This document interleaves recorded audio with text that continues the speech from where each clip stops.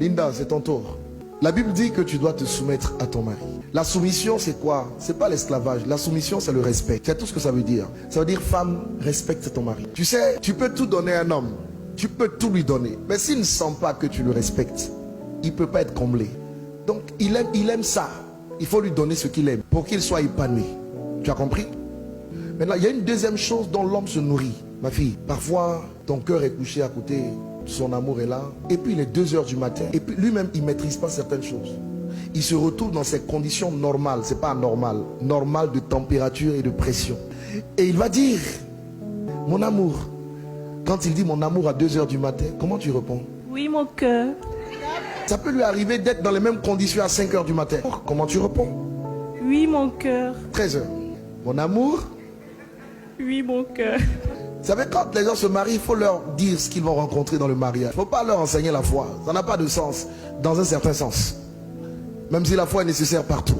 Quand vous regardez les causes de divorce, c'est quoi généralement? Soit madame dit je ne veux pas aller avec monsieur. Bon, pour monsieur qui dit je ne veux pas aller avec madame, c'est rare. Madame dit je ne vais pas avec lui 1 an, 2 ans, 3 ans. Et vous avez la cause du sexe qui est la cause majeure. Une bonne femme dit oui à son mari. Et un bon mari peut comprendre que parfois sa femme est fatiguée. Donc l'homme, il se nourrit, lui, sur le plan psychologique, de ce qu'il voit. Toi, tu te nourris de ce que tu entends. Ça veut dire que tu dois t'arranger tous les jours pour être tout aussi belle que tu l'es aujourd'hui. Les cheveux toujours bien faits, le maquillage toujours bien à l'endroit, les sprays, les déodorants comme il faut. Tu dois toujours être prête pour accueillir ton mari. Quand tu sortiras de chez toi, tu es une femme mariée. Il y a des parties de ton corps qu'on ne doit pas voir, qui sont réservées uniquement à ton mari. Mais s'il te plaît, Linda, quand tu es à la maison, ne t'habille pas à la maison comme tu t'habilles dehors. Ton mari doit être capable de voir ce que personne d'autre ne voit. Une femme sage a 2 faces. Il y a la face du dehors et la face du dedans. Quand tu es avec ton mari chez toi, ma fille, s'il te plaît, ne va pas me mettre une robe qui part du cou jusqu'au bout des orteils. Arnaud doit voir que Dieu t'a donné de belles jambes. Arnaud doit voir des choses que personne d'autre ne peut voir. Et il doit se réjouir en voyant ces choses. N'oublie pas, il fonctionne par les yeux. Donc tu dois lui en mettre plein la vue. Une bonne femme a un vêtement dans la maison qui est différent du vêtement du dehors. Elle a même une 3e dimension. Un autre vêtement dans la chambre à coucher. Là-bas, il ne faut pas aller attacher des pagnes. Ne fais pas ça. Tu es trop jeune pour ça.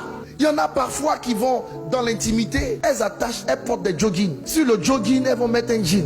Sur le jean, elles vont attacher un pagne. Sur le pagne, elles vont attacher un kimono. Le pauvre monsieur, pour rendre visite à sa femme, il franchit des obstacles insurmontables. Il y a des vêtements adaptés. Et tu les connais. Les nuisettes et tout ce qui va avec. Tu vois, aujourd'hui tu es entré dans le mariage, c'est une victoire. Mais rester dans le mariage, c'est un autre championnat qui commence. Oui, il faut dire ça. Surtout quand elles sont chrétiennes, ils sont chrétiens. Quand tu t'es marié là, ce n'est pas fini. C'est une victoire que tu as acquise, mais il y a un autre combat dedans. Voilà, donc il faut agir de façon sage pour rester dans cette victoire. Je vous dis une dernière chose et puis je vais vous bénir. Écoutez-moi bien. Arnaud, pour que tu puisses gagner ta femme, il faut gagner son cœur. Aimer, c'est gagner son cœur.